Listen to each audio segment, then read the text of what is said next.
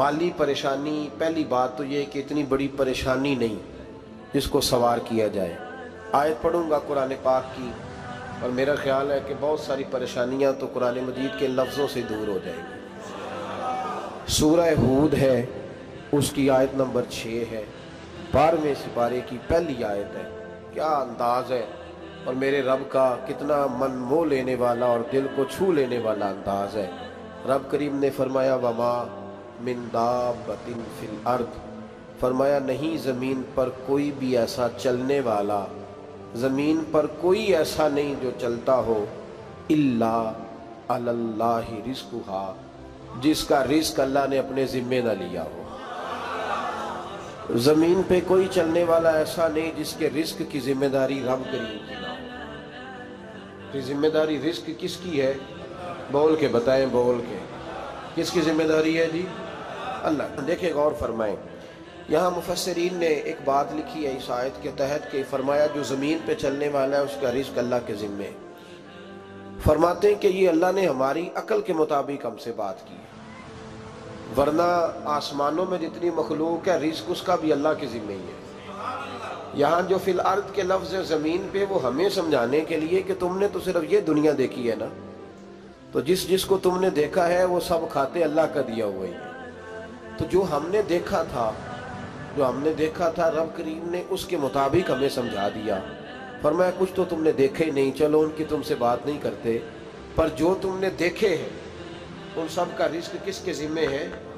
अल्लाह के। मेरे रसूल करीम सैयद आलम सल्लल्लाहु ताला अलैहि वसल्लम कुरान मजीद की जब तर्जुमानी करते, वजाहत करते, तो महबूब पाक सल्लल्लाहु अलैहि वसल्लम भी कोई इश्काल रहने नहीं देते थे, कोई इश्काल नहीं रहने देते थे। मेरे महबूब करीम अलैहिस्सलातु सलाम ने फरमाया अल्लाह पे भरोसा रख के सवेरे निकल जाना रिज़्क की तलाश में। किस पे भरोसा रखना है? निकलना तुम्हारे ज़िम्मे है। ये ना कहना कि घर बैठूंगा तो यही आएगा, निकलना तुम्हारी जिम्मेदारी है। जितनी जिम्मेदारी है वो पूरी करना। अल्लाह पे भरोसा करके निकल जाना तुम्हारी जिम्मेदारी है। रब का जिम्मा है तुम्हें रिज़्क देना, वो ज़रूर तुम्हें रिज़्क पहुँचाएगा। या रसूल अल्लाह सल्लल्लाहु अलैहि वसल्लम किस तरह पहुँचेगा? तो ज़रा हुजूर के लफ्ज़ों का हुस्न भी देखिए। नबी पाक सल्लल्लाहु अलैहि वसल्लम ने फरमाया जिस तरह मौत तुम्हें ढूंढ लेती है ना कि तुम कहाँ मौजूद हो, जब वक्त आता है तो इंसान पाकिस्तान में हो तब भी आ जाता है, जद्दा में हो तब भी आ जाता है, मक्का में हो या मदीना तय्यबा में, वक्त फिर भी आ जाता है। फरमाया जिस तरह मौत तुम जहां भी हो तुम तक पहुंच जाती है ना, इस तरह तुम्हारा रिज़्क भी तुम जहां मौजूद होते हो अल्लाह वहां पहुंचा देता है, पहुंचा देता है। तो या रसूल अल्लाह सल्लल्लाहु अलैहि वसल्लम किस अंदाज में? तो फरमाया निकल जाना तुम्हारी जिम्मेदारी है। फरमाया सवेरे परिंदे भी निकल जाते हैं और शाम को जब लौटते हैं तो अल्लाह उन्हें पेट भर के रोज़ी अता फरमाता है। हालांकि उनको नहीं पता होता हमारा कारखाना कहाँ है, हमने कहाँ जाके मजदूरी करनी है। उनको नहीं पता होता कि हमारा दफ्तर कहाँ है, हमने किस ऑफिस में बैठना है। उनको नहीं पता होता कि हमने कहाँ जाके माल खरीदना है और कहाँ से हमने फिर उसको दोबारा बेचना है। उन्हें खबर नहीं होती, अल्लाह पे भरोसा करके निकल जाते हैं। निकलना तो तेरे जिम्मे है कि नहीं? फरमाया वो तू ड्यूटी कर, शाम को अल्लाह जो रब परिंदों को रोजी देता है वो तुझे भी अता फरमाएगा। मैं कहता हूँ सोच कितनी कमजोर है उस आदमी की जो कहता है कैसे मिलेगा। कितनी कमजोर सोच है। जो रब बैल को रोजी देता है, बकरी को रोजी देता है, इस जमीन इस धरती पे अगर बसने वाला ऊंट भूखा नहीं सोता, चले ये तो पालतू जानवर होते हैं, इस धरती पर बसने वाली अगर बिल्ली और कुत्ता रोटी खा के सोते हैं तो तू तो अशरफुल मखलूकात है। तूने अपने ज़हन में क्या टेंशन पाल लिया है कि नहीं आएगा तो मर जाऊंगा, क्या बनेगा, किस तरह होगा? तू क्यों इतना परेशान हो गया? भाई माली परेशानी सबसे ज्यादा उस बंदे ने ओढ़ ली है जिसकी तवक्कुल की बात कमजोर हो गई है। तू सीधी तवज्जो अपने रब करीम की जानिब रख, सीधी तवज्जो अल्लाह की जानिब कर। रब फरमाता है जिम्मा तेरा नहीं, जिम्मा मेरा। लेकिन ना तनख्वाह एक आती है घर में, जब एक बच्चा होता है तो तब भी काम चलता है, जब अल्लाह 2 बच्चे दे दे फिर भी उस तनख्वाह से काम चलता है, जब 3 हो जाए फिर भी चलता है, जब 4 हो जाए। नहीं आप ना भी बोले तो बात तो सही है, बहरहाल काम फिर भी چلے اسی تنخواہ میں سے جب بندہ بڑے بیٹے کی شادی کر کے بہو بیاہ کے لے آئے تو پھر بھی کام چلتا ہے، اور جب اس بیٹے کو اللہ بچے عطا کر دے تو اسی گھر میں، اسی آنگن میں، اسی چھت کے نیچے کام چلتا ہے۔ تو پھر تو مان جانا کہ چلانے والا تو نہیں، چلانے والا کوئی اور ہے۔ پھر تو مان جا کے چلانے والا کوئی تو اس وقت جب تنخواہ تیری لگی تھی تو کہتا تھا ابا ابھی میری شادی نہ کر، میں بیوی کو کیسے کھلاؤں گا؟ تو وہی شخص ہے جس کی چھت کے نیچے پھر 1.5 درجن پوتے بھی پل رہے اور گزارا ان کا بھی ہو رہا ہے۔ تو رزق کا ذمہ کس کا ہے؟ اللہ کا، اللہ کا ذمہ۔ اب ہمیں پتہ ہے پہلی بات تو پریشانی اس لیے اتار دینی چاہیے کہ ذمہ ہمارا ہے ہی نہیں۔ اب دوسری بات یہ کہ ذمہ داری کس کی ہے؟ اللہ حکیم بھی ہے اور علیم بھی ہے، حکیم بھی ہے اور جانتا بھی ہے اور اسے پتہ بھی ہے کہ دینا کس طرح ہے۔ اب ہم پتہ کیا کہتے ہیں؟ کہتے ہیں وہ جو بندہ پجاروں میں بیٹھا ہے وہاں اسے نہیں بیٹھنا چاہیے تھا، اور میرا حق تھا۔ تجھے زیادہ پتہ ہے کہ اللہ کو؟ بول کے بتانا کس کو پتہ زیادہ ہے؟ کیوں جی؟ تو آپ اصل ٹینشن پتہ کب لگتی ہے؟ جب بندے کہتے ہیں نہیں وہ پجاروں میری تھی، میرا حق تھا۔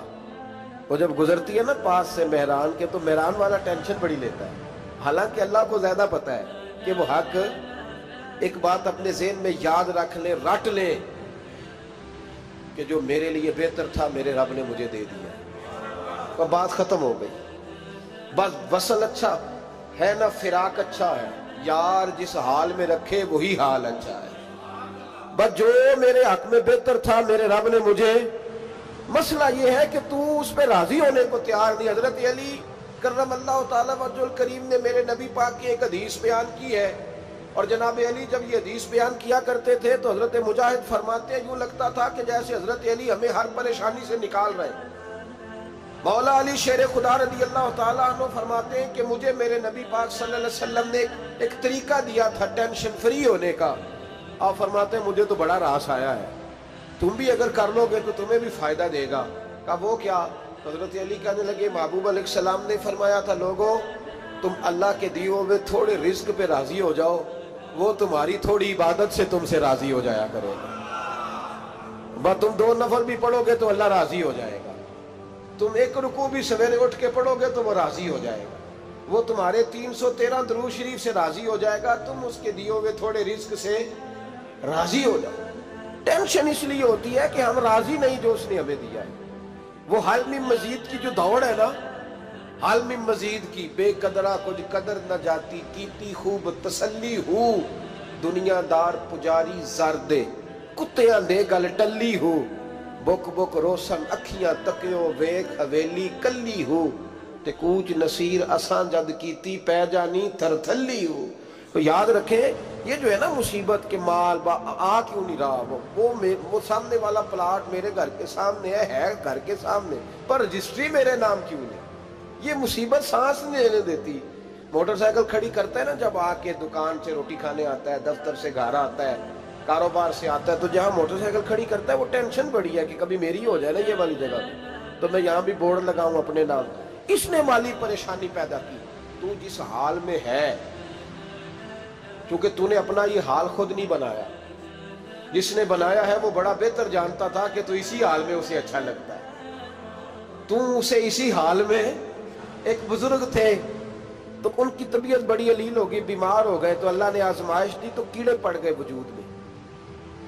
ایک کیڑا یہاں سے کھا رہا تھا، اللہ والے بڑے راضی رہتے ہیں اس کی رضا پہ، تو کیڑا یہاں کھا رہا تھا تو نیچے گر گیا، تو بابا جی نے اٹھا کے پھر وہاں رکھ لیا۔ کہنے لگے جب اس نے تیری ڈیوٹی مجھے کھانے کی لگائی ہے تو میں اس بات پہ راضی ہوں، تو نیچے کیوں گرتا ہے؟ بٹ ٹھیک ہے کھا، جب اس نے تجھے ڈیوٹی جو تیری لگائی ہے۔ سالبہ بن عبد الرحمن ایک صحابی تھے، سالبہ غالباً نبی پاک صلی اللہ علیہ وسلم کی خدمت میں آئے، کہنے لگے یا رسول اللہ صلی اللہ علیہ وسلم غربت بڑی ہے، میرے لیے دعا کریں اللہ زیادہ مال دے۔ تو محبوب صلی اللہ علیہ وسلم نے فرمایا تو جس حال میں اچھا ہے وہ تیرے لیے بہتر ہے، اس میں تو ہے وہی حال تیرے لیے۔ مشکل ہے نا یہ جواب سننا۔ کہتے پیر صاحب فلان جگہ سے تویز آیا، وہاں تو وارے نے آرے ہو گئے، تو آپ کے ہاں؟ تو میں کہتا ہوں یہ تویز دینے والا اگر تویز دے کے امیر بناتا ہے تو پہلے خود کیوں نہیں بنتا؟ یہ خود تو 150 کا تویز بیچ رہا ہے، اپنی بیچارے کی حالت یہ ہے۔ اگر اتنا ہی تویز اس کا چلتا ہوتا تو پہلے 5 جو پجارو اس کے دروازے پہ کھڑی ہوتی۔ عجیب چکر ہے، اور عجیب جگہ لوگ الجھ گئے، سمجھتے ہی نہیں بات کو۔ یا رسول اللہ صلی اللہ علیہ وسلم دعا کر دے تو محبوب نے کیا فرمایا؟ فرمایا تو جس حال میں ہے نا وہ حال تیرے لیے بہتر ہے، اسی میں رہ۔ کہ نہیں حضور دعا کرے۔ فرمایا سال بعد تو باز آ جا۔ حضور دعا کرے۔ فرمایا تو باز آ جا۔ 2-3 دفعہ کا ضد کی، محبوب نے فرمایا جا، پھر اللہ تجھے زیادہ پیسے دے گا۔ چند بکریاں خریدی، اتنی برکت ہوئی کہ بکریوں کے ریوڑ بن گئے۔ پھر کچھ بکریاں بیچ کے گائے خرید لی، ان کے بھی ریوڑ ہو گئے۔ پھر کچھ اونٹنیاں لے لی، ریوڑ ہی ریوڑ۔ پہلے 5 وقت مسجد میں آتے تھے، اب فجر اور عشاء رہ گئی۔ پھر مال زیادہ ہوا تو مدینے شہر میں کوئی جگہ ہی نہیں، مدینے سے باہر حویلی خریدی، پھر جمعہ ہی رہ گیا۔ جمعے کے جمعے آتے، زکوٰۃ کا حکم آیا۔ میرے نبی کریم علیہ السلام نے حضرت ابو ہریرہ کو بھیجا، فرمایا جا اسے کہہ تیری زکوٰۃ بنتی ہے 2.5%۔ 10 کروڑ روپیہ ہو تو کتنی زکوٰۃ بنتی؟ بھئی 1 کروڑ کی 2.5 لاکھ ہوئی نا، تو 10 کروڑ کی کتنی ہوئی؟ تو بڑی مصیبت ہے جب بینک سے میسج آتا ہے نا کہ 25 لاکھ نکل گیا تیرے اکاؤنٹ سے، بہت بڑی مصیبت، بڑی ٹینشن ہوتی ہے۔ ایک صاحب میرے پاس آئے، ان کی زمین اچانک مہنگی ہو گئی، اچانک پہلے کچھ 15-16 لاکھ کی ایکڑ زمین تھی، پھر وہ کروڑ کی ہو گئی۔ تو میرے پاس آئے، کہنے لگے وہ 10 کروڑ روپے بنتے ہیں تو زکوٰۃ، تو میں نے کہا آپ نے کیا کیا؟ زری زمین پہ عشر آتا ہے، اس پہ زکوٰۃ نہیں آتی، تو آپ نے کیا کیا؟ کہنے لگے وہ کچھ سوسائٹی کے رول کے مطابق میں نے فائلیں وغیرہ لے لی ہیں، اب میں نا کبھی موقع آئے گا تو ان کو بیچوں گا۔ تو میں نے کہا اب تو آپ کا یہ مال ہو گیا بزنس کا، تو اب تو اس پہ زکوٰۃ آئے گی۔ 10 کروڑ پہ جب 25 لاکھ سنا تو کہنے لگے فوراً دینی پڑتی ہے کہ تھوڑی تھوڑی سے بھی کام چل جاتا ہے؟ تو میں ان کا چہرہ دیکھنے لگا، میں نے کہا نہیں وہ تو آپ کو پتہ ہے، ویسے حضرت عمر فرمایا کرتے تھے بانٹ کے نہ دو، کوشش کرو کسی ایک کوئی دو، چلو کسی کا تو کچھ بن جائے، تو ایک کوئی دینی چاہیے۔ کہنے لگے تو مطلب یہ ایسا ہی حکم ہے؟ میں نے کہا آپ کسی اور سے تحقیق کر لیں۔ اب یہ بھائی لیتے وقت نہیں تجھے ٹینشن ہوئی کہ 15 لاکھ کا کروڑ ہو گیا، تو اس وقت نہیں تو نے کہا کہ یا اللہ، تو یہ کیسی سوچ ہے مسلمان؟ کس طرح کا اس کا؟ ہمارے ہاں جب کسی آدمی پہ حالات خراب ہوتے ہیں نا تو سب سے پہلے وہ اس طرح کرتا ہے کہ جو میں کہیں اللہ کے رستے میں دیتا ہوں پہلے اسے بند کرو۔ جس رستے تجھے آ رہا تھا پہلے تو نے وہ رستہ بلاک کیا۔ حضرت اسماء بنت ابی بکر صدیق کہتی ہیں میں حضور کو مسجد کے لیے، ادارے کے لیے، صحابہ صفہ کے لیے کچھ دے رہی تھی، تو میں نے گننا شروع کیا تو حضور مسکرانے لگے۔ حضور مسکراتے کیوں ہیں؟ تو فرمانے لگی، محبوب فرمانے لگے اسماء اللہ کے رستے میں گن گن کے نہ دیا کر، ورنہ وہ بھی تجھے گن گن کے دے گا، تو اس کے رستے میں بے حساب دے، وہ بھی تجھے بے حساب ہی عطا فرمائے گا۔ لیکن پہلے یہ والا پہلے دروازہ بند کرو، یہاں سے پیسے ختم ہو رہے ہیں، تو اس طرح کرنا بھائی۔ اس دفعہ سوٹ ذرا گرمیوں والے نہ خرید، لیکن جو تو اللہ کے رستے میں دے رہا ہے اسے دیتا رہے۔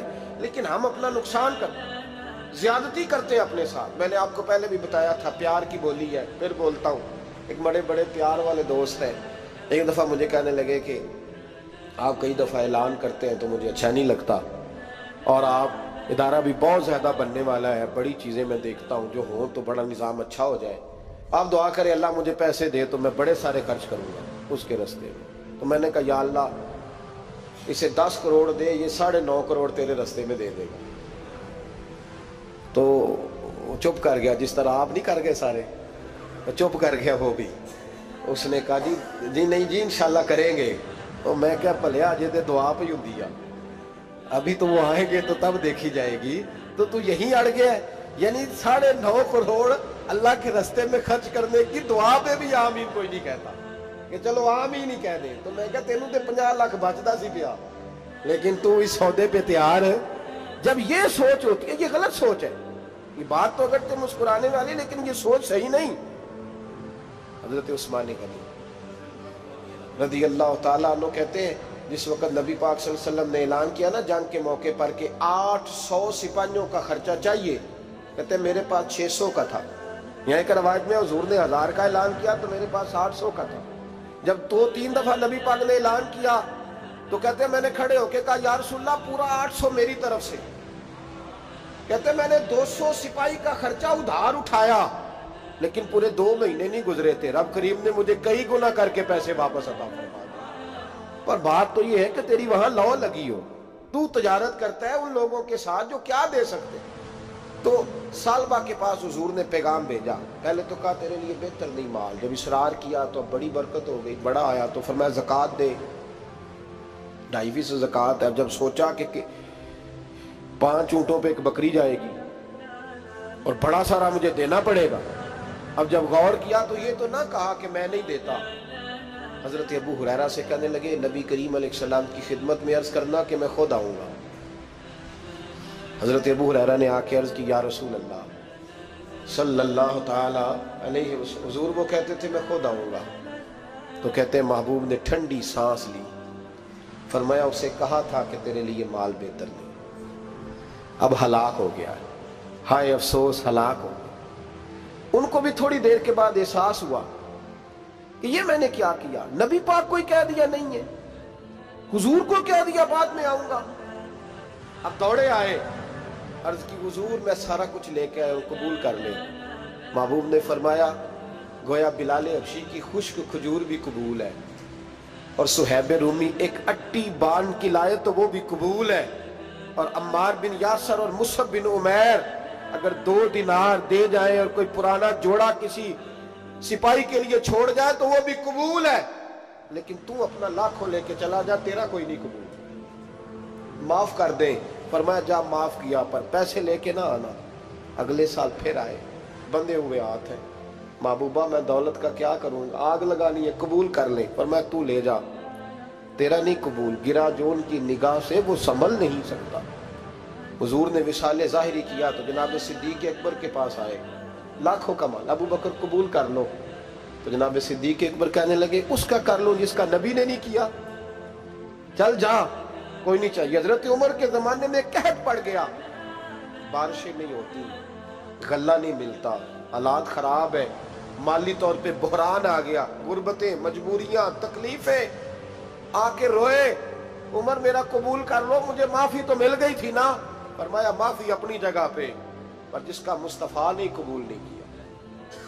بہت سارے لوگوں کو پتہ ہی نہیں کہ ان کا قبول ہی نہیں ہوا، اور وہ الجھے ہوئے، انہیں خبر ہی نہیں کہ اصل بات کیا ہے۔ فرمایا جس کا مصطفیٰ کریم نے قبول نہیں کیا، اب ہیرے اور جواہرات بھی لے کے آئے تو بھوکے مریں گے، پر اس کا قبول، اس بات پہ راضی رہو، اس حال میں اللہ نے رکھا ہوا، اس حال میں راضی رہو۔ جو مصیبت ہے نا دیکھنی کہ وہ بھی میرے پاس، تمہیں کیا پتا، کبھی پوچھ تو صحیح اس سے وہ کس مصیبت کا شکار ہے، جو مالی طور پہ بڑا امیر ہے، تو اس کی طرف دیکھ کے اپنا دل برا کرتا ہے۔ بس جس حال میں رب نے رکھا ہے اس حال میں رہ۔ حضرت عثمان غنی کے زمانے میں تو وہ وصال کر گئے، لیکن بھائی تو جس حال میں تیرا رب تجھے رکھتا ہے اس حال میں رہ، تیری مالی پریشانیاں ختم ہو جائیں گی۔ میں نے پہلے بھی شاید آپ کو ایک دفعہ کہا تھا، میں تعلیم سے فارغ ہوا تو میرے ایک استاد اور میرے کچھ دوست کہنے لگے افریقہ آ جائیں آپ، بھائی بہت بڑا ادارہ ہے، اس کو چلائیں، اس کو سنبھالیں۔ تو میری والدہ سے میں نے کہا، کچھ طبیعت ہوتی ہے نا انسان کی، میرا بھی دل لگ گیا۔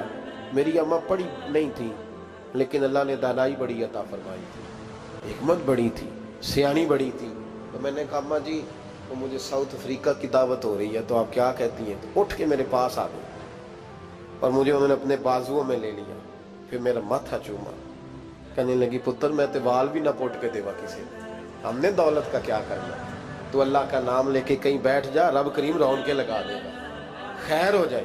تو میرے بھائی یاد رکھیں ان چیزوں سے تھوڑا سا دیکھیں نا، قناعت کریں، جو اللہ نے دیا اس پہ راضی ہو جائیں، اللہ بڑا مہربان ہے، وہ آسانیاں کر دیا کرتا ہے۔